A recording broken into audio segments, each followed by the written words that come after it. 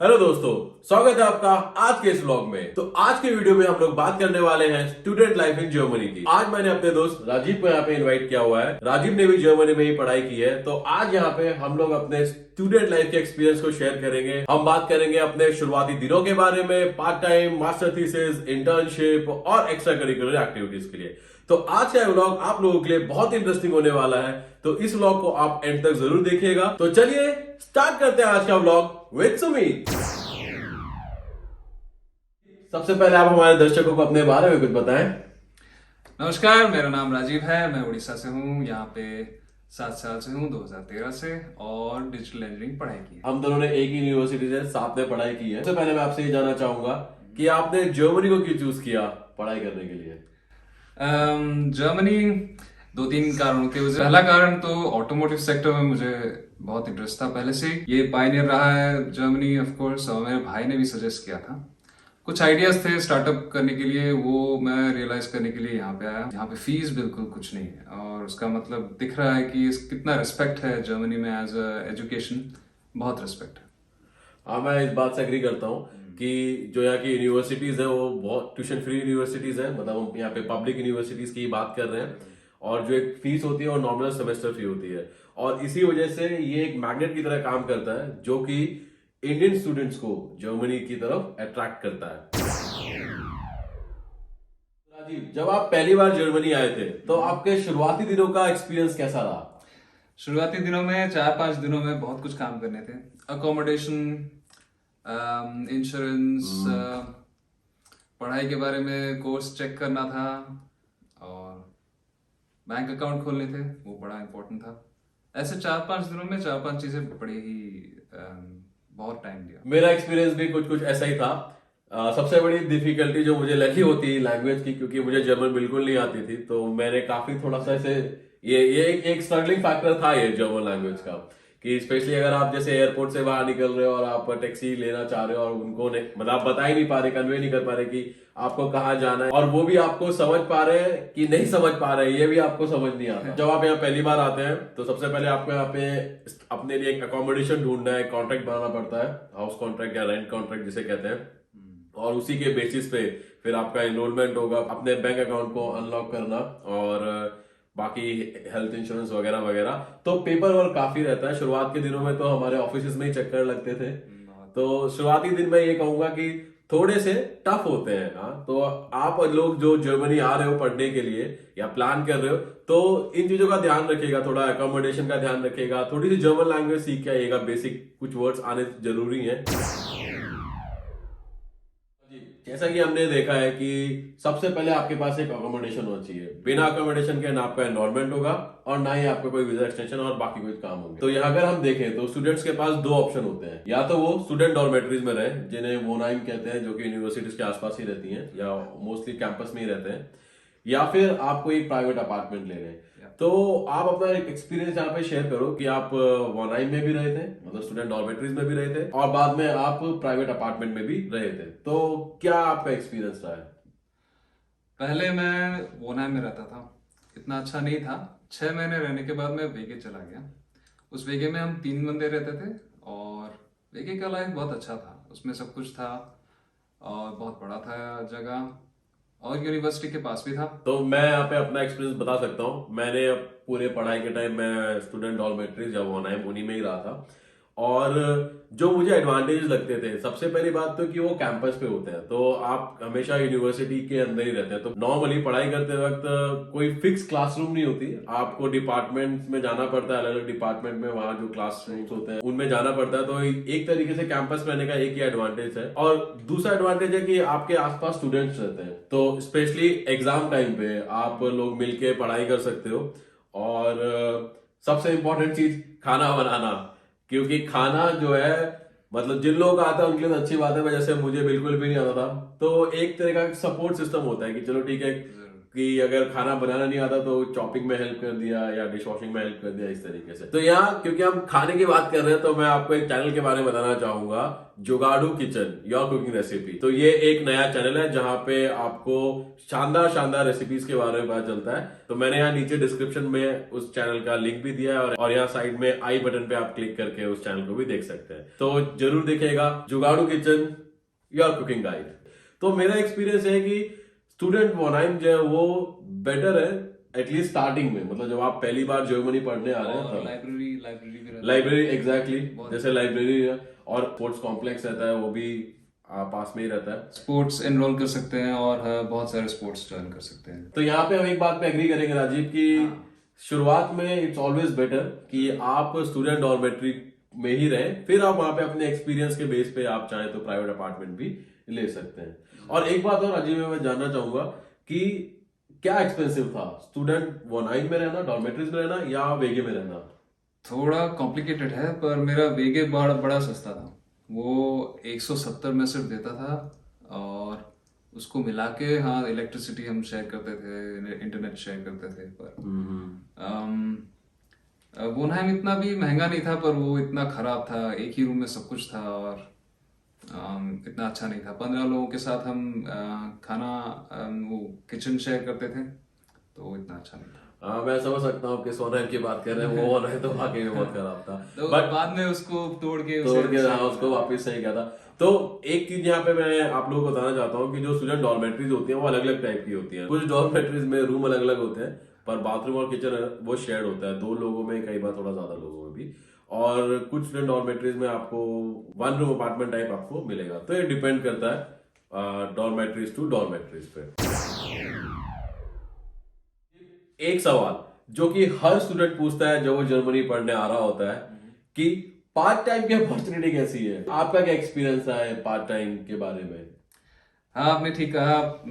ये बहुत ही popular topic है, हर कोई बात करता है बाहर आने के बाद। सही बात है। और मैं जब पहले आया था यहाँ पे मैं इतना ट्राई नहीं किया, थोड़ा कोर्सेज पे ट्राई कर रहा था, कोर्सेज पे ध्यान दिया।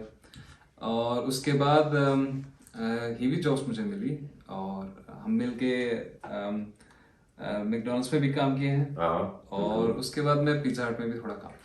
तो यहाँ मैं व्यूअर्स की बात आता हूँ, हीवी जो है वो एक रिसर्च असिस्टेंटशिप जो यूएस में कही जाती है आरए, जहां पे आप प्रोफेसर के अंदर काम करते हैं एक असिस्टेंट की तरह और इसके बदले आपको सैलरी मिलती है। तो अराउंड 450 यूरो या 500 यूरो के करीब मिलता है। हाँ डिपेंडिंग ऑन। मेरा एक्सपीरियंस तो थोड़ा खराब रहा क्योंकि मैंने बहुत कोशिश की कि मुझे हीवी मिले पर नहीं मिली अनफॉर्चुनेटली।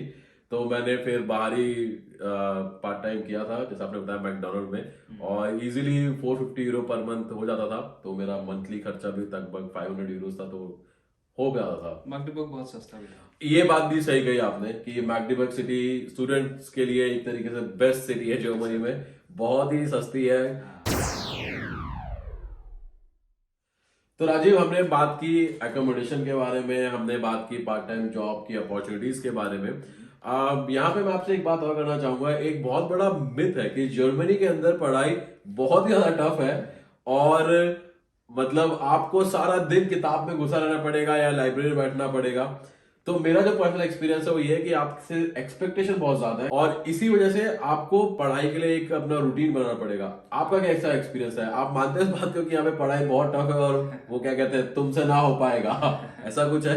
बिल्कुल नहीं, ये हाँ बहुत बड़ा मिथ है, पर पढ़ाई इतना भी मुश्किल नहीं है और आपका इंटरेस्ट है। ये बहुत मॉडर्न और अपडेटेड पढ़ाई है। हाँ आपका अगर इंटरेस्ट है बहुत सारी चीज जानने के लिए तो आपका पढ़ाई बहुत ही आराम से जाएगा और मुझे लगा ये इंडिया से बहुत ही आसान है। ये बात मैं एग्री करता हूँ यहाँ पे कि कुछ सब्जेक्ट्स वाकई में मुझे लगे कि इंडिया में पढ़ना उन्हें थोड़ा टफ था जब मैं बैचलर में पढ़ रहा था और यहाँ पे पढ़ना थोड़ा मुझे वो इजी लगा। यहाँ पे मैं आप लोगों को एक बात बताना चाहूंगा कि क्लासेस बहुत इंपॉर्टेंट होती हैं। कभी भी आप अपनी क्लासेस मिस मत करिए, रेगुलर अटेंडेंस बनाए रखें और फिर मेरे ख्याल से पढ़ाई आपको इतनी टफ नहीं पड़ेगी। क्योंकि क्लासेस में हर कहीं वो प्रोफेसर हमेशा बहुत कुछ की नोट्स देते हैं, इससे बहुत कुछ अच्छा पता चलता है पढ़ाई के बारे में। फोकस होना चाहिए कि आप जो पढ़ रहे हैं उससे आप कुछ सीख रहे हैं। ये बात आपने सही की। स्टूडेंट लाइफ का एक सबसे महत्वपूर्ण हिस्सा होता है एक्स्ट्रा करिकुलर एक्टिविटीज। आपका क्या एक्सपीरियंस रहा है कि पार्ट टाइम पढ़ाई इन सब के बाद क्या एज ए स्टूडेंट आपको टाइम मिलता था कुछ एक्स्ट्रा करिकुलर एक्टिविटीज करने का? मुझे तो एक्स्ट्रा करिकुलर एक्टिविटीज में बहुत इंटरेस्ट है। आते ही मैंने टेनिस शुरू कर दिया था। मैं टेनिस सीखना बहुत चाहता था। टेबल टेनिस से ज्वाइन किया था, बैडमिंटन भी ज्वाइन किया था। स्पोर्ट्स में बहुत सारे फैसिलिटीज़ होते हैं हमारी यूनिवर्सिटी में। स्पेशली हमारी यूनिवर्सिटी बहुत अच्छा था। 5 या 6 क्लब्स थे, स्पोर्ट्स हॉल थे। आप कहीं पे भी जा सकते हो, बहुत सारी चीज़ें खेल सकते हो। ट्रैम्पोलिन, ये एक मेरे दिमाग में अभी आ रहा है। पर उससे स्पोर्ट्स को छोड़ के हमारे इंटरकल्चरल एक्टिविटीज भी बहुत होती थी। हाँ, ऐसे इंडियन नाइट एक होता था, ये बहुत फेमस था। पूरा मेरे ख्याल से इंडियन नाइट पे तो पूरा का पूरा कैंपस ही आया हुआ होता था। सही बात है। खाना, डांस, गाना सब कुछ होता था। ये कल्चरल एक्टिविटीज काफी होती थी जिसमें मतलब अलग अलग कंट्रीज के लोग वो एक नाइट करते थे अपनी कंट्री के नाम से। और ये एक अच्छी अपॉर्चुनिटी होती थी कि लोग अलग अलग कल्चर से एक जगह मिल रहे हैं, एक दूसरे को जान रहे हैं, बात वगैरह कर रहे हैं। तो हाँ, ये कल्चरल एक्टिविटीज भी काफी सही थी। और स्पोर्ट्स का जहां तक है, मुझे याद है राजीव की ऐसा होता था कि सेमेस्टर के स्टार्ट पे आप अपने आप को रजिस्टर कर सकते हो स्पोर्ट्स के लिए। और ये बहुत ही इम्पोर्टेंट चीज़ है। हाँ, तो मुझे पता भी नहीं था। समर वेकेशन में एक्चुअली, समर सीजन में एक्चुअली बहुत सारे स्पोर्ट्स एनरोल हो जाते हैं। बहुत ही कम टाइम है, 5 मिनट में बहुत सारे इंपॉर्टेंट स्पोर्ट्स एनरोल हो जाती है। मेरा एक समर ऐसे ही निकल गया था, तो आपको ध्यान रखना पड़ेगा। और क्रिकेट के भी काफी मतलब जब हम गए थे यूनिवर्सिटी में उस टाइम पे क्रिकेट को लेके कोई ऐसा अलग से इन्वॉल्वमेंट नहीं था। तो हम लोग खेलते थे क्रिकेट बास्केटबॉल कोर्ट में, पर बाद में फिर क्रिकेट को भी उन्होंने इन्वॉल्व करना स्टार्ट कर दिया था। तो I think it doesn't matter कि समर है विंटर है, क्योंकि अगर समर है तो यू कैन प्ले आउटडोर, आप बाहर खेल सकते हो। और विंटर में हॉल्स होते हैं, स्पोर्ट्स हॉल हॉल कहते में हैं, खेल सकते हो। तो आप उसके अंदर वहां पे होते थे। इसके अलावा राजीव, मैं एक बात और बताना चाहूंगा कि लैंग्वेज के बारे में। तो स्टूडेंट्स के लिए बहुत जरूरी है कि आप पढ़ते हुए कोई एक फॉरेन लैंग्वेज सीखें। और ऑब्वियसली आप जर्मनी में हो तो जर्मन लैंग्वेज सीखने की सबसे बेस्ट अपॉर्चुनिटी है।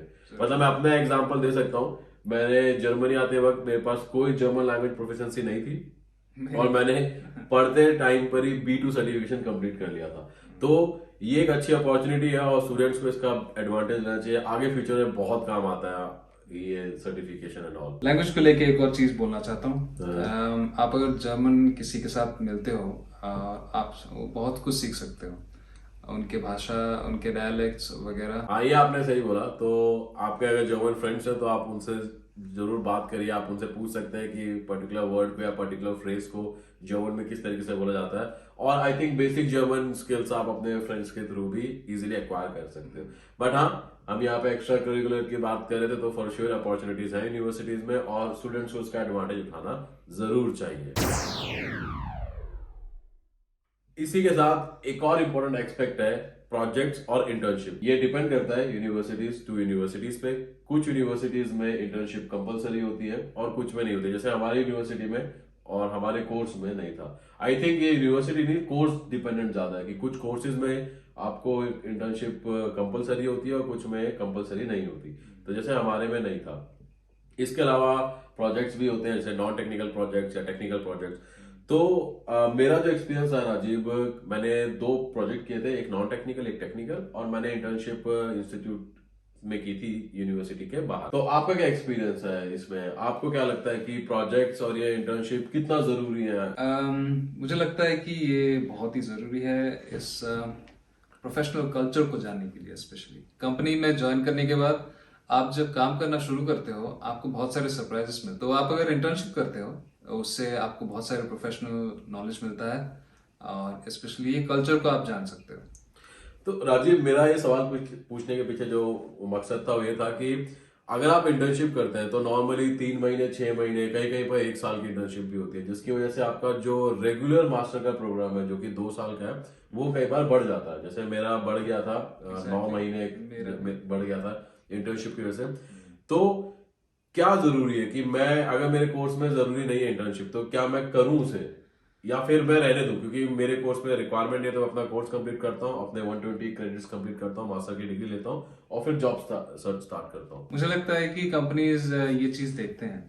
ना सिर्फ CGPA, इंटर्नशिप्स, करिकुलर एक्टिविटीज, आपको कितना एक्सपोजर है एक पर्टिकुलर टीम में काम करने का, ये बहुत इंपॉर्टेंट चीज़ है मेरे लिए। जैसा कि आपने देखा कि मेरा भी यही मानना है एक्चुअली कि इंटर्नशिप चाहे कंपलसरी हो या ना हो, बट आपको ट्राई करना चाहिए कि आप इंटर्नशिप करें, ताकि आपको एक इंडस्ट्रियल एक्सपोजर मिल जाए कि किस तरीके से इंडस्ट्रीज में काम होता है। स्पेशली जॉब सर्च के लिए ये काफी हेल्पफुल रहेगा। अब हम बात करेंगे मास्टर थीसिस के बारे में। एक स्टूडेंट के पास ये अच्छी अपॉर्चुनिटी होती है कि आप चाहे तो अपनी यूनिवर्सिटी में मास्टर थीसिस कर सकते हैं, या किसी रिसर्च इंस्टीट्यूट या फिर किसी कंपनी में भी मास्टर थीसिस कर सकते हैं।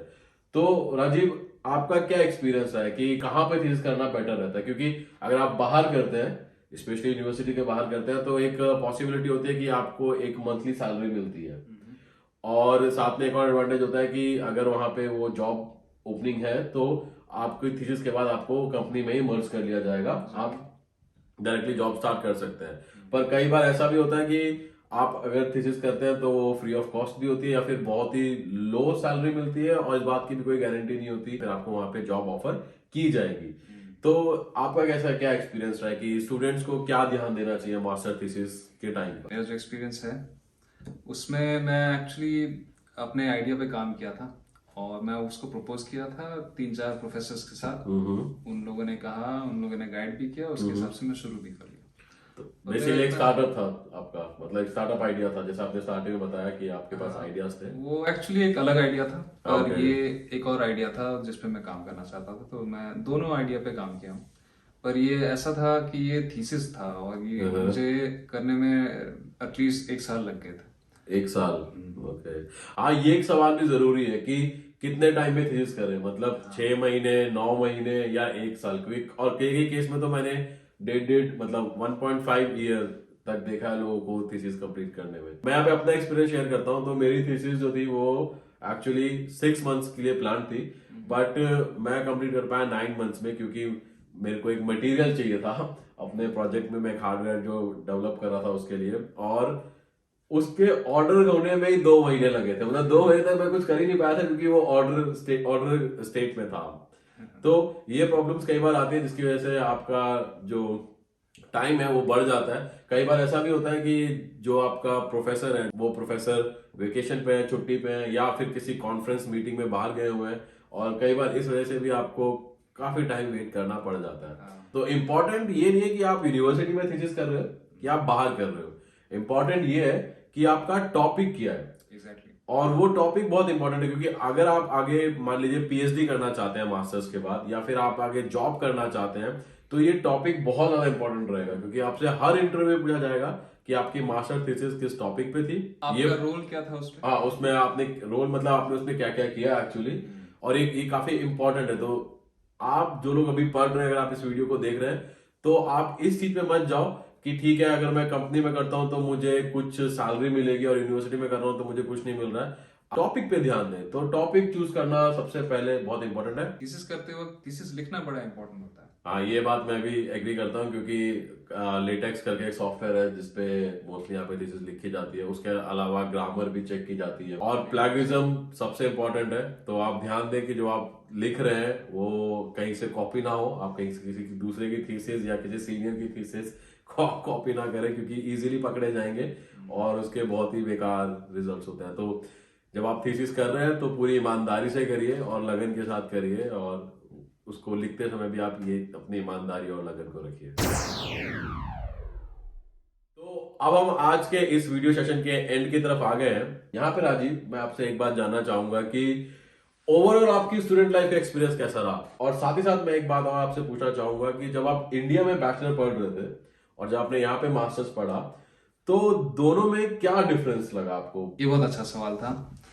इंडिया में हम लोग का ऐसे होता है कि वो कॉलेज ड्रिवन होता है, और पेरेंट्स स्पॉन्सर करते हैं, खाना पीने का कोई प्रॉब्लम नहीं होता है, खेल कूद सब कुछ एनरोल रहता है, इतना कुछ प्रॉब्लम नहीं था। पर यहाँ एक सेंस ऑफ रिस्पॉन्सिबिलिटी था। ये स्टूडेंट ड्रिवन यूनिवर्सिटीज हैं, यहाँ पे सब कुछ खुद करना पड़ता है। खाना पीना, अपना प्लेसमेंट्स के बारे में सोचना, self development through many activities, ये जैसे टेक्नोलॉजिकल फेयर्स में जाना ताकि आप अपडेटेड रहो टेक्नोलॉजी से और पढ़ाई आपकी पढ़ाई से, ये एक चीज बहुत ही बड़ा डिफरेंस हो। मेरा एक्सपीरियंस भी कुछ कुछ वैसे ही रहा था। तो शुरुआत में मतलब ऐसा था कि स्टार्टिंग में थोड़ा स्ट्रेसफुल था क्योंकि नई कंट्री थी, इतना कुछ पता था, लैंग्वेज भी नहीं आती थी, तो थोड़ा स्ट्रेसफुल था, स्पेशली ऑफिस में जाना और अपने पेपर वर्क को कंप्लीट करना। फिर स्पेशली समर टाइम में बहुत, या समर सेमेस्टर कह लो, बहुत ही बेस्ट सेमेस्टर होता है, काफी कुछ करने को मिलता है। मतलब आप काफी लोगों से मिलते भी हो और आप वेकेशन पे भी जा सकते हो। और यूरोप में मतलब जर्मनी में पढ़ने का सबसे बड़ा एडवांटेज तो यही है कि आप काफी यूरोपियन कंट्रीज को विजिट कर सकते हो। एग्जाम टाइम पे वापस से वो स्ट्रेसफुल डेज होते थे कि भाई लाइब्रेरी में है, पढ़ना है रात तक, फिर हॉस्टल आ रहे हैं सिर्फ सोने के लिए। तो हाँ, अच्छा भी था और कभी कभी स्ट्रेसफुल भी था, बट ओवरऑल मेरे ख्याल से एक यूनिक एक्सपीरियंस है। और मैं इसको इंडिया के एक्सपीरियंस से थोड़ा अलग मानता हूँ, क्योंकि जैसे आपने बोला कि इंडिया में मोस्टली हम हर चीज की इतनी ज्यादा केयर नहीं करते, क्योंकि जैसे अगर हम वहां रह रहे हैं तो फॉर श्योर पेरेंट्स स्पॉन्सर कर रहे हैं, और अगर आप हॉस्टल में भी रहते हो तो वहां पे खाना बनाने के लिए सोया होता है जो कि पूरे हॉस्टल के लिए खाना बनाता है। घर पे तो कोई प्रॉब्लम भी नहीं है। तो यहाँ पे एक डिफिकल्ट पार्ट था कि आपको अपने खाने पीने सबका ध्यान खुद ही रखना है। तो ये थोड़ा मतलब एक सेंस ऑफ रेस्पॉन्सिबिलिटी जो है वो बढ़ जाती है। और फिर कैंपस प्लेसमेंट इंडिया में जैसे होता है कि आज आप फाइनल ईयर्स में होते हो तो कंपनीज आपके कॉलेज को विजिट करती हैं और फिर वहां पे आप सेलेक्ट होते हो और आपको जॉब मिल जाता है। लेकिन यहाँ ऐसा कुछ नहीं है। मतलब यहाँ कंपनीज आती है कॉलेज में, बट उसे फेयर कहते हैं, और उसमें वो आपको कोई ऑफर लेटर देके नहीं जाएंगी, वो बस आपसे बात करते हैं, आप उनसे बात कर सकते हो, जान सकते हो कि कंपनी क्या करती है।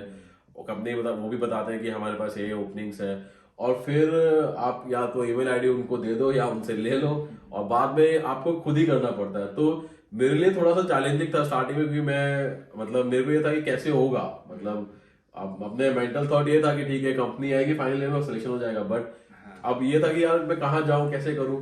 बट मैं आप लोगों को एक बात बताना चाहता हूँ कि इससे आप डरो मत, इसके बारे में सोचो भी मत, क्योंकि जब आप अपने स्टडी के इस फेज पर आओगे तब इजीली आपको पता होगा कि किस तरीके से आपको जॉब मिल सकती है। जैसे कि एक टाइम, सेंस ऑफ टाइम हमारे पास नहीं था इंडिया में। टाइम मैनेजमेंट करके हम कुछ करते नहीं थे वहाँ पे। यहाँ पे हम लोग बहुत कुछ चीजें स्केड्यूल करना सीखे, और जर्मन्स तो बहुत फेमस है कि हम लोग हर कुछ चीज स्केड्यूल करते हैं। हाँ, पूरे एक साल की प्लानिंग रखते हैं कि क्या कब क्या करना है। तो दोस्तों, ये था आज का व्लॉग।